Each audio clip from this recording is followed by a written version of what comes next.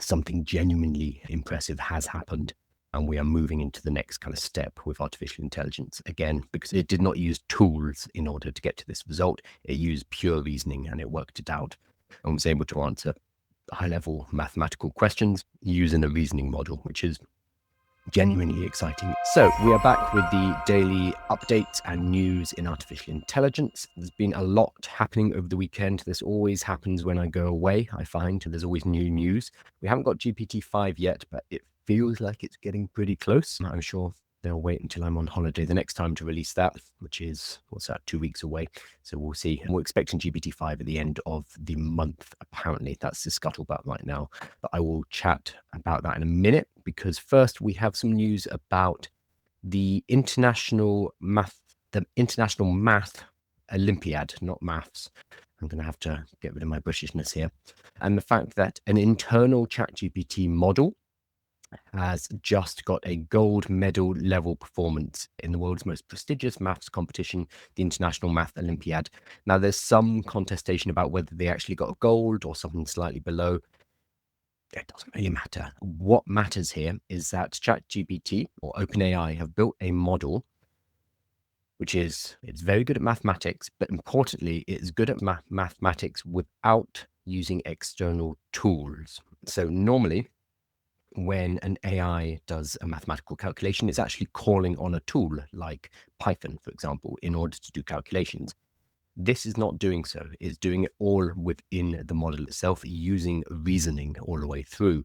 So this has long been a criticism of large language models. We had things like the fact that it could not count the number of R's in strawberry. For the last year or so, this has been the kind of number one, like, oh, it's so stupid, it can't do this.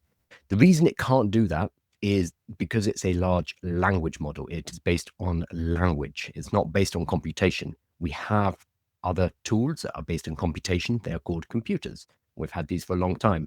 So the fact that ChatGPT couldn't actually do arithmetic is not that surprising, because it's language based and we already have tools that do that really well. So when an AI like ChatGPT does mathematics for you, what it generally is doing is calling on one of these tools. It's saying, okay, I have some calculations I need to do. Can you give me the answer? And then it talks to Python or Wolfram Alpha or something like that in order to pull in that answer. What we've seen now with this latest news is something different. So Alexander Way is the person who broke the news. He works for OpenAI. He's on their research team, I think. Oh, sorry, he works in reasoning. So I'm excited to share that our latest OpenAI experimental reasoning LLM has achieved a long-standing grand challenge in AI. Gold medal level performance on the world's most prestigious math competition, the International Math Olympiad. They've published all the results and you can go through them all. You can see how it worked out each of the questions. Jerry Twarek, I hope I'm pronouncing that, who also works at ChatGPT, he clarified why this is very important. So why I'm excited about IMO results we just published. So one, we did very little IMO specific work. We just kept training general models. Now we have to take his word at this one. So last week we saw Grok on the, what's it called? Humanities Last Exam supposedly did really well in the kind of pre-release Grok. There was a leak of it hitting, I think it was 45%. I've forgotten already, but about 45% on Humanities Last Exam. And then it turns out that it looks like Grok was overtrained. It was overfitted to that particular examination. So that's always a risk when we are launching a model. We could have that with this IMO model as well. We're being told by OpenAI, no, that's not the case. It's a generally trained reasoning model. And then we set it on the IMO and it did really well. We have to take that at face value to a certain extent because we don't have access to this model yet, but we will by the end of the year. So the next thing is it's all a natural language proof. So it uses language to reason through and no evaluation harness. I think the most important though, just trying to look for it, is the fact that it did not use tools. So the Olympiad itself, let me find the exact requirements. Here we go. So the model generated its solutions under standard competition conditions, 2 4.5-hour sessions, so the same as a human being, no outside help, all answers written in natural language, and no tool use. So you can't use external tools. And it was able to complete all of these conditions and get a gold medal in the Olympiad as well. So it's done very well. I think the most exciting thing, though, is there's a guy called Gary Marcus, who, if you are on Twitter at all, AI Twitter, you'll probably know Gary. He has a long-standing history in AI, very smart guy. He's built multiple startups. He tends to be a bit of a doomer and a bit of a downer on large language models in particular, basically pointing out the limitations of them, which do very much exist. He tends to push it a long way, though. So he's always the voice of dissent who comes along whenever there's an announcement and tells us why it's a bit rubbish and we shouldn't be getting so excited. And that's fine. That's kind of what he does. But Gary, probably the first time I've seen, he says, hot take, what does it mean? I don't know yet. The fact that no tools, coding, or internet was used is genuinely impressive. And then he goes through to give an analysis. He's still a bit pessimistic. He says, that said, my overall impression is that OpenAI has told us the result, but not how it was achieved. Which is not quite true because they released all of their proofs on GitHub. So anyone can have a look at what the model went through. But even Gary Marcus is saying that no tools, coding, or internet was used and a gold medal was achieved. That is an impressive result. So the kind of grand old man of pessimism in AI is impressed. So I think we have something new and something exciting here. The actual model that they've used is not released. It is an internal model. We don't know the name of it. We don't know when it's going to be released, apart from it will be by the end of the year. But this is a new benchmark. This is a new frontier in AI where large language models were traditionally not good at mathematics because that's not what they're built for. But now we are moving into a new area where that appears to be the case. And Sam Altman actually posted, this is probably GPT-5, but over the weekend, we got this cryptic tweet. He's great at this, saying, woke up early on a Saturday to have a couple of hours to try using our new model for a new coding project. Done in 5 minutes. It is very good. Not sure how I feel about this. So AI is continuing to develop. We're probably going to get GPT-5 by the end of the month or within a month or two. Not sure what we're going to be getting there. I saw Ethan Mollick saying that even if all they released was a model that knew when to use reasoning and when not to use reasoning, so it knew to switch between O3 and 4.0, that would be enough for the majority of users to be impressed by it, because the majority of people who are using ChatGPT don't know about the model switching and therefore tend to use the wrong model for the wrong task. So even making that easier for people, a simple user experience, user interface tweak might be enough to make GPT-5 as a unified model impressive. But we'll see. We're going to find out very shortly. I'm going to switch over to some questions because I see a bunch coming in. Make myself larger. There we go. Good morning, everybody. Jackson, the fact the model did this with no human input is very impressive. Yeah, it seems to be a very impressive model. Again, we don't have access to it, so we can't verify this, but we should have it by the end of the year. But we'll see. With all of these things, there's always going to be hype. There's always going to be over-egging the results, but this appears to be an actual impressive shift forward. I saw a post again by Ethan Mollick the other day saying it's sometimes hard to separate the signal and the noise in artificial intelligence because every single day we seem to be getting a new kind of amazing result. So it's very hard to know when something is worth actually paying attention to.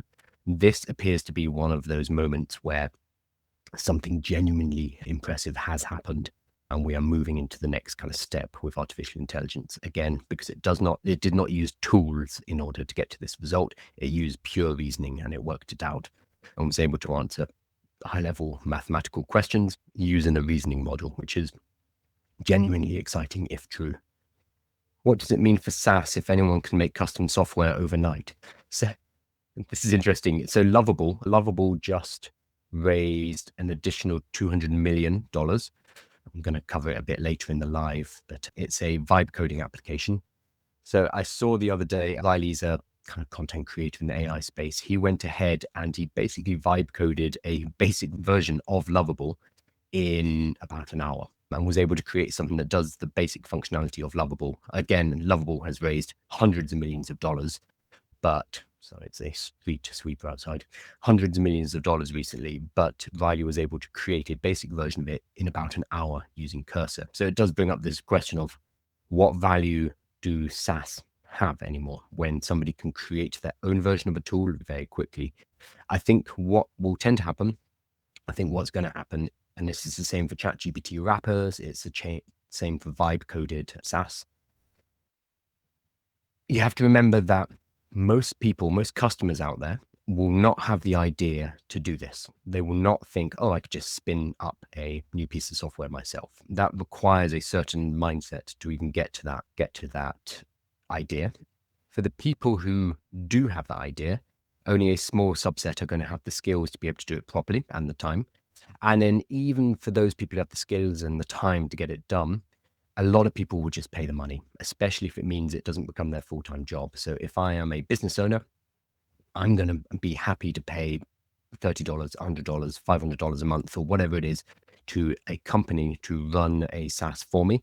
And I just pay the monthly fee. That means that I'm not the one who is responsible for keeping that tool up to date. I'm not the one responsible for making sure it works all the time. And I can just get on with my own work. So yes, companies are going to be able to spin up their own software, but that moves the responsibility onto them. And instead we could just pay $30, $50 a month to a SaaS company in order to get that done. What it does mean, though, is that there's going to be a lot of competition between those SaaS companies because most people can now spin up a piece of software which can replicate the functionality of something else. So, for example, I use Hayform for my forms when I want to send out a survey. And I'm paying, it's not much, I want to say $30 a month or something like that. That is now something that I could just create myself and not pay that $30 a month. So it becomes a calculus of whether or not that is worthwhile for me to do as a business owner. Right now, no, not really. But as the tools become easier and easier to use, maybe that will be the case. So for SaaS, it means high risk from two different dimensions. One is demand, because demand is going to decrease because your customers can create their own software. And the other is from supply, because now many more competitors can enter the market with you and create their own version of your tool. They can duplicate it very quickly as well if you come up with something unique. So it's going to squeeze SaaS providers from both sides. Lower demand because the clients can build their own, and higher supply because anyone can now vibe code a version of your software. So it's a scary place to be. Your moat comes from distribution. So that's what something like Lovable has right now. Because Lovable moved very quickly and they've raised a lot of money, they can spend money on marketing and they can get a lot of users in, impress users, and then lock them in as loyal customers moving forward. So I think there is a first mover advantage. I think there's a cash advantage if you have investment. And I think distribution via content, via being known is going to be really important as well. So if you look at an AI tool directory, you will see many pieces of software that are defunct or dead for whatever reason. So I know the exact reason, because there's not enough demand, because lots of people are building, but they don't know how to market. So I think that is now the key factor moving forward, is knowing how to market, knowing how to distribute. And Greg Eisenberg talks about this a lot, saying the 80-20 now is not, it used to be you needed technical builders. So people were always looking for technical co-founders. That is no longer the case anymore, because anyone can be the technical co-founder because of vibe coding. So instead, distribution and marketing is going to be important. So 80-20 is marketing and building, which I know for a lot of engineers, for a lot of builders is a scary idea, but it means the marketers and the distributors are more and more valuable because, yeah, there's an oversupply. Just scrolling around. Sorry, just very hard to find comments on TikTok. Just got a message over on Twitter, on the live stream on Twitter, saying, your face popped up on my TikTok and now my Twitter. This is from Emma. Hey, Emma, how are you doing? Are you on a cruise right now or are you at home? The way I'm doing that is I'm restreaming on multiple platforms. So I have here, this camera down here is TikTok. This camera up here is going to, I believe, LinkedIn, YouTube, Twitter, and Instagram. So I'm restreaming on multiple platforms at the same time, which allows me to be everywhere all at once, which is pretty cool. Even when I was away in France over the weekend, I was able to stream on all these platforms. Technology is pretty great. A is saying my AI shovel will be an AI marketing agent for other startups to build distribution. Honestly, not a bad idea. So you can go what I would do, you can go to the AI tool directories. You can go to oh God, what's called Product Hunt, and you can see all of the new AI tools are releasing or about to release, and you can contact them all and say, hey, I can help you with distribution. So I'm actually in a group, a WhatsApp group with nearly all of the big creators, AI creators on TikTok and Instagram. And we're looking at doing something similar at the moment, like helping with distribution, because we have a combined reach of, I think, about 5 million people. So distribution, if you can provide distribution to people making AI tools, if you can provide marketing assistance, if you can help them go to market, I think that's a really good place to be, because there is going to be a massive demand because more people are going to be building. But yeah, in a gold rush, sell shovels. It's not the worst thing to do, AA. Cool. So I'm going to move on to the next piece of news, which is, first I'm going to sort out my screens. Okay, the next piece of news is, where is it? Netflix. So this was on the BBC today. So Netflix uses AI effects for the first time to cut cost. The fact that this appears on the front page of the BBC still shows why this is relatively sensational. I think a year from now, 2 years from now, the fact that film companies, TV companies are using AI will not be an issue. This is a bit like, I imagine, 20, 30 years ago when film started to use computer effects, or when Disney started to use computers to help animate their films. I imagine at the time that was it's destroying the craft, and it's destroying the creative industry, etc. I'm sure there was a similar scare back then with this. So we just need to go through that same process over the next couple of years. So this is, I think, one example. We're going to see many more. So Netflix uses AI effects for the first time to cut costs. So they have announced that they have used visual effects created by generative artificial intelligence in one of its original TV shows. So it was used to create a scene of a building collapse in the Argentine science fiction show The Eternaut, apparently it's called, and it allowed the production team to complete sequences faster and at a lower cost. Yeah, so they're talking about it seems almost proudly, whereas a lot of companies, especially creative companies, they've either been caught using generative AI and then come out very quickly with statements, or I've very rarely seen this with people actually proudly announcing that they've used artificial intelligence. It tends to be something it is shameful, which I think will change. So this is the co-chief executive, Ted Sarandos. He said, the cost of it wouldn't have been feasible for a show in that budget. The sequence actually is the very first generative AI footage to appear on screen in the Netflix original series of film, and the creators were thrilled with the results. Yeah.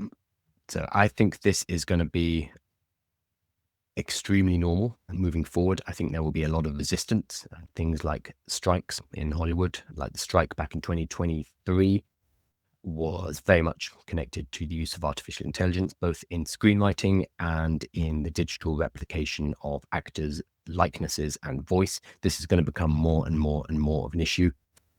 However, the companies, the corporations are going to continue to use it because it is going to allow them to cut costs.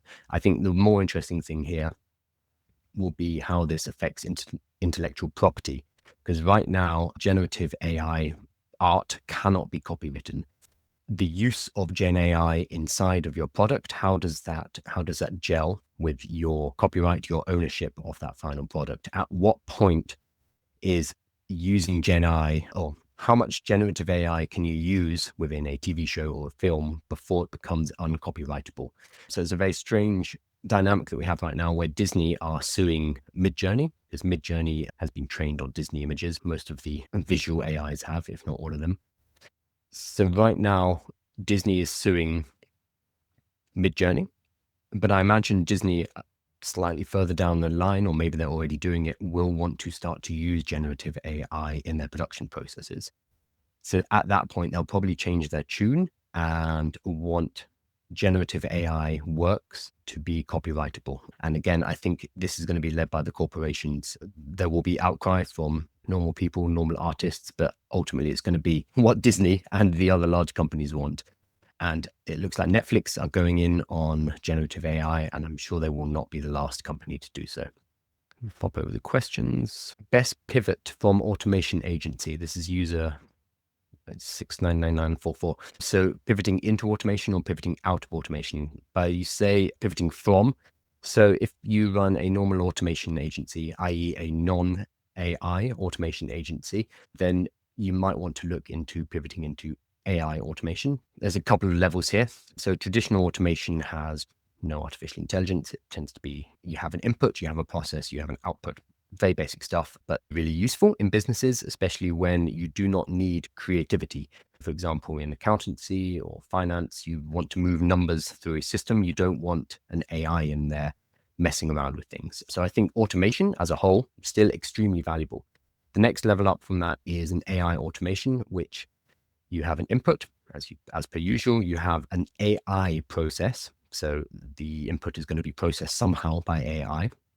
And then you have an output. So very similar to a standard automation, but the process in the middle, or one of the processes in the middle, will be using artificial intelligence. So you can do that with Zapier. You can do that with make.com, no problem. Then the next level up from that would be an AI agent. Now, an AI agent is a lot more complicated. A lot of the things being sold as AI agents right now are not AI agents. They're actually AI automations. So they're still an input, some kind of process where you send information to ChatGPT or whatever it is, and then an output. So it's still an automation. It's not really an agent. An agent has additional layers of sophistication and complexity.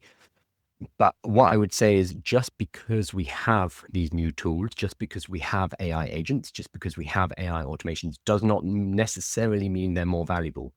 With automation and running an automation agency, the value comes from identifying the business processes that you are helping to automate. That's where the value is. It's not about the tools that we use to do that. Of course, we have some pretty cool tools, like shiny new objects that we can use. But the real value comes from understanding the business, working with the business, talking to them, finding out what the blocks are, what takes up a lot of time, what takes up a lot of money, and then helping them with the automation. That could be using AI. It could be not using AI. In fact, if you can automate something without using AI, I recommend you do not use AI, because AI adds a stochastic, a random element into the automation, which can lead to problems. And that's also the big issue with agents as well. They are less reliable. They can do fantastic things, but they are inherently less reliable than an AI automation or an automation. So if you're pivoting, you need to start with what is valuable for your customers. And that depends on what industry you're in and what kind of problems they have. So always start with the business first. What business value can you offer? And then go from there. If you already have an agency and you want to pivot into something else, I would, if you can, work with the same client base, because you've already built relationships there, and it's just going to be a lot easier than starting from scratch. But again, I'd need to know a bit more context there. How long before we see an AI-driven real-time short film driven by each viewer? Ooh, that's a good question. This is one of the promises and the dreams of AI film in particular, is the ability to customize it to our own personal preferences and needs. I think there's a few things here. One, there's the practical element of it. Right now, it's just too expensive. So VO3, for example, let me look up how much it costs. Okay. So creating an hour, this is a month ago. Here we go. I'm getting different things here. 5-second video with audio costs about $3.50. So, okay, these numbers are all over the place. One person saying, and creating an hour costs $30. Okay, that's not useful. I'm getting lots of AI overviews that all tell me the different numbers, so I'd have to look this up properly and do proper research, because the AI is failing me right now. But right now, VO3 is a little bit cost prohibitive to be able to do this ourselves. These costs will continue to decrease. Everything gets cheaper and cheaper every time a new model comes out. So everything's getting better and cheaper, which we don't normally see in technology or in progress. So that's exciting. So it'll have to get to a level where producing video content is so marginally cheap that we could just produce hours of it for pennies. Once we get there, we could certainly have models where you put in what you want to see, and it would be able to produce based on that. I think That then brings in the question of taste. So the reason we like what we watch on Netflix and we like what we watch at the cinema, etc., is because that's been put together by professionals who know how to build a story. They know how to put together the right actors, the right scenes, the right dramatic beats. It's been created by storytellers and script writers. That stuff's hard. That's why films cost a lot of money still. It's because there's huge teams of people who have very specialized skills all putting that together for us. When, even with a really advanced video model, when we go and type in what we want to see, we're not necessarily going to be able to have that kind of taste level and that ability to instruct the AI to create something valuable for us. I think what we could do, and this is probably a stopgap, a medium term, is we could say, hey, what I really want to see is something that's a bit like The Wire, but set in Korea, and it's got my favorite actors, X, Y, and Z, whatever. So we could give it comparables and it could compose something that is based off our tastes. I think that's probably going to be a more realistic way to do it, because otherwise we'll all just end up creating our own personalized AI slop. I might be wrong here entirely. Maybe the models become sophisticated enough to be able to interpret what we want, even when we don't give good communication. I would imagine that's still several years away, but with the pace that everything's going, it's really hard to tell. Video is, I won't say the slowest, but it's because of the density of information in video compared to imagery and text. It's always lagging behind in terms of advancement, and it always costs the most compared to the other forms of generative AI. And so I think we will have this. We'll probably definitely have something like this in 10 years. Whether we have it in 5 years, I don't know. And we probably won't have it in 2 to 3 years. But I'd say in a decade from now, this would be feasible. Again, that's speculation. I'm probably entirely wrong. Jack said, so do you have recommendations for backend developers to check over and security check vibe coded apps? So depending on the importance of your deployment, I would actually send this to a security expert to get it checked. And if you are running this as a business, then that's going to be the way to do it. You can send it off to somebody, have them check it properly and reinforce it. I'm sure there are people who are setting this up as a business. If not already, then they really should be, because there's going to be a lot of insecure vibe coded apps out there. In terms of backend, it depends.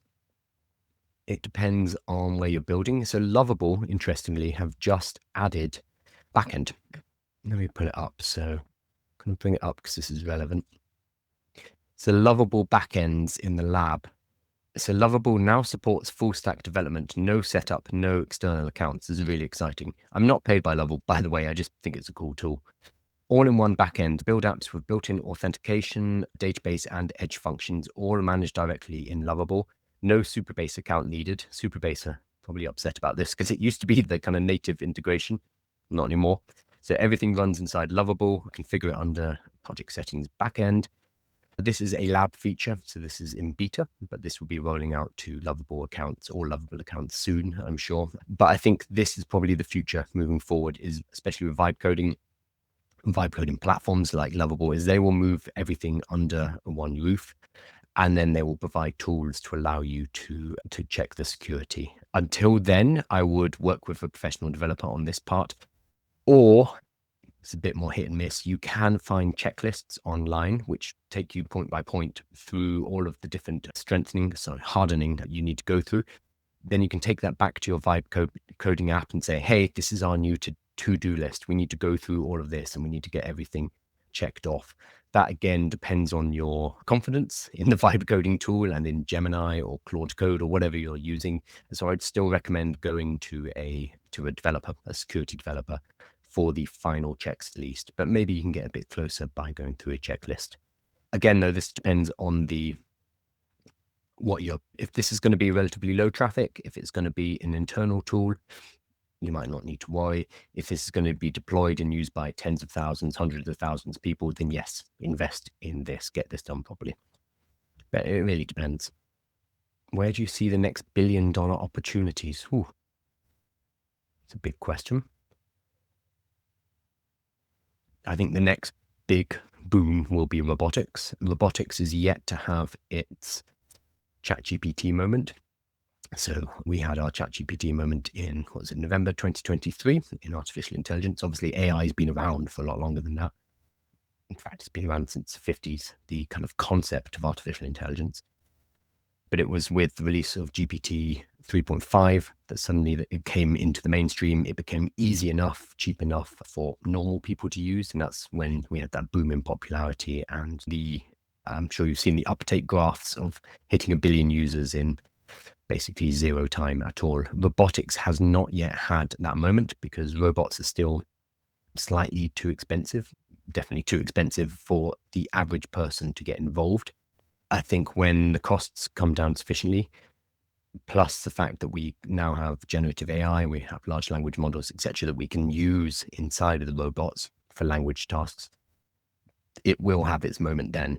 That said, robotics is arguably harder to get into because it's physical. It requires physical experimentation. It requires creating in the physical realm. So if you are going to build a business, if you're going to build expertise, there are higher costs to entry at the moment, at least. That will decrease. So what are we looking at? Next $1 billion opportunity. Yeah, probably definitely robotics, but that's probably in the trillions. So the next $1 billion opportunity is probably still in AI. There's this thing called the capability overhang, which I find a fascinating idea, which is if generative AI, if AI stop progressing today, it's still going to take years for humanity to catch up and work out all the things that we can do with it. It's a technology that is expanding faster than we are able to use it, which is unusual. I guess the internet would probably be the closest equivalent because the basics of the internet were put in place back in the late 90s, 2000s, but it took us time to then build different technologies on top of that, like e-commerce, for example, did not exist early on. Social media networks did not exist for 10, 15 years since the birth of the internet. We built new technologies on top of the internet. And I think that's going to be the same with artificial intelligence because it is a general purpose technology. So the question here of how to build $1 billion business is going to be what can you build on top of artificial intelligence that can be extremely valuable, that can be $1 billion valuable. That comes back to business, creating something that solves problems for people. So people have problems out there. They currently use Google, they use ChatGPT to find solutions for those problems. What can you do to get in between and make that easier for them? How can you help them? So again, just because I have it on my screen, Lovable makes vibe coding more accessible to people because some people open up Cursor and they're like, absolutely not, I'm out of here. This is too complicated for me. Whereas a tool like Lovable solves that problem by just giving you a simple ChatGPT like interface that people can see that and they'll be like, okay, I get it. I understand what I'm doing here. So if you start always here with business, working out what problems people have that you can solve, that's where we can build valuable companies. So it's not just about the technology, although don't tell Silicon Valley that because they'll just throw money at anything that has AI in it. It's about solving a valuable problem first and foremost. So if you can find $1 billion problem, you can make $1 billion. It's a lot of money though. It's also okay to be happy with a few million. Well, depends. Everyone needs different amounts. Dave says, if Gen AI video becomes so cheap, we will be flooded. Yes. So won't people then look back real video? So yeah, won't people want authenticity? Yeah, probably. So we're already seeing this on YouTube. So generative AI video has led to AI slop on YouTube as of the 15th. So about a week ago, YouTube is like, no more. You're not allowed to monetize AI slop. They worded it slightly differently, but anything that was inauthentic was no longer eligible for monetization. So they were basically trying to cut that off in order to stop their platform from being flooded, because this is a huge problem for YouTube, for Google as a whole, and any platform that hosts content or helps you to find content. Because if we flood the internet, if we flood channels, TV, etc., with AI generated content, then there is a question of discoverability, of search. How do you find the stuff you actually want to watch? And that's not a question we've managed to answer yet. Previously, it was Google. So Google indexed the internet, but Google will not be able to keep up with the amount of content that can be created by generative AI, which is why Google on YouTube have said, nope, absolutely not. You may not monetize it. They're trying to disincentivize it. So this problem will get worse as AI video becomes cheaper to create. Because right now it's still a few dollars to create a minute of content. When that goes to pennies, then there is no disincentive from just producing as much as humanly possible and posting onto YouTube, posting onto whatever platforms we have in the next few years. So this might lead people to go back to authentic creations. I think this is a wider question in AI as a whole about there will be a backlash with people pushing back to the old ways, to human contact, to human created, human crafted, I think will become a term. I think though that it's going to be relatively similar to the resurrection of vinyl or vinyl, whatever it is, LPs, where yes, if you look at the vinyl market, it has shot up by thousands of percent in the last couple of years, but it's from a very small number. It's still an extremely niche thing. I think the majority of people out there will be okay with AI slop. I'm basing this on my bus rides in London and the amount of people who are just watching crap on their phone, and they seem to be absolutely fine with it. Maybe I'm being not very generous here, but I think the majority of people will be absolutely fine with it. And there will be some people, connoisseurs of film, of TV, etc., who will, yes, absolutely want the authentic, the real. I don't think they're going to be in the majority, though. I think there will be a relatively small minority. There will still be a market, but it will become a luxury market rather than the main market, especially when Hollywood, etc., get involved. People will just consume what they are given. But maybe I'm being pessimistic here.